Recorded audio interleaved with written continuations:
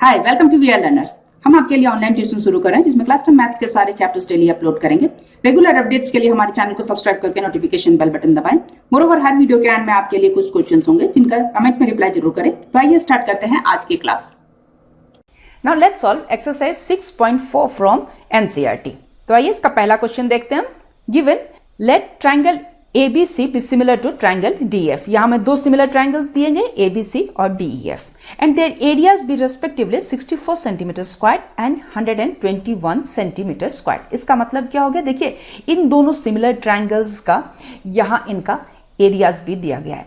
Respectively का मतलब हो जाता है कि देखिए पहला ट्रायंगल हमारा कौन सा है? Triangle ABC। तो ये जो पहला एरिया जो दिया गया है ये ट्रायंगल ABC का एरिया है। इसका मतलब area of triangle ABC is equals to 64 centimetre square. और जो दूसरा ट्रायंगल है दैट इज DEF, ये उसका एरिया है, सेकेंड का एरिया। इसका मतलब area of triangle DEF is equals to 121 centimetre square. Also given EF, इस साइड का मेजरमेंट दिया गया, दिस इज 15.4 सेंटीमीटर्स। अब हमें यहाँ BC साइड का मेजरमेंट चाहिए। तो आइए स्टार्ट करते हैं सॉल्व करना।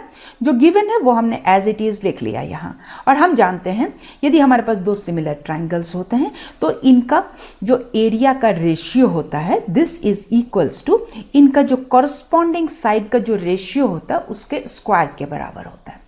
इसका मतलब हो गया कि देखिए एज हमें गिवन है कि ट्रायंगल ABC और ट्रायंगल DEF ये दोनों सिमिलर ट्रायंगल्स हैं।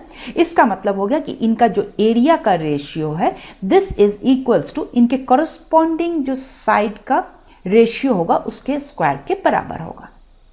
अब आप यहां देखिएगा मैंने सिर्फ एक ही कॉरस्पॉन्डिंग जो साइड्स का रेशियो का स्क्वायर लिया है। ये इसलिए है क्योंकि देखिए EF का हमें मेजरमेंट दिया गया है और BC का हमें लेंथ फाइंड करना है। अब देखिए ट्रायंगल ABC में यदि मैं साइड कंसीडर कर रही हूं BC तो दूसरे ट्रायंगल में उसका कॉरस्पॉन्डिंग साइड कौन सा हो जाता है? EF।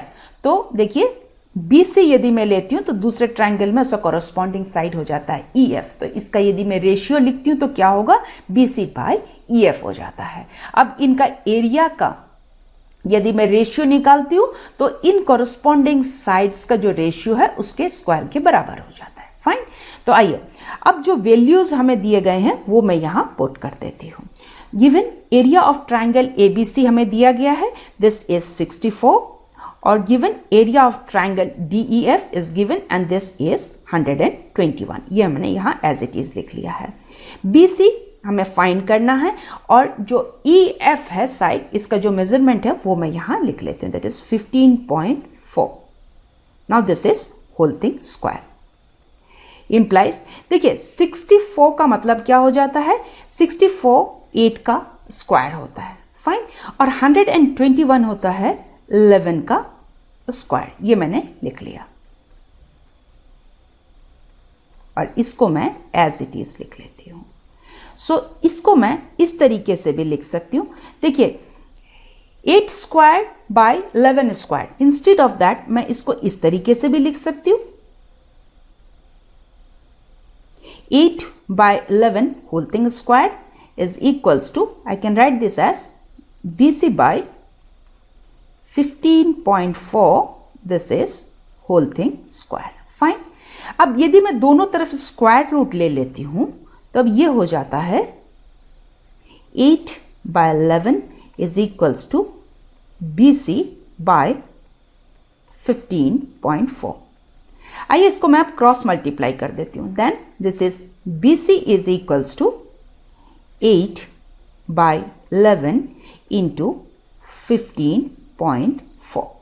और यदि हम इसको कैलकुलेट करते हैं then this comes as 11.2 centimetres.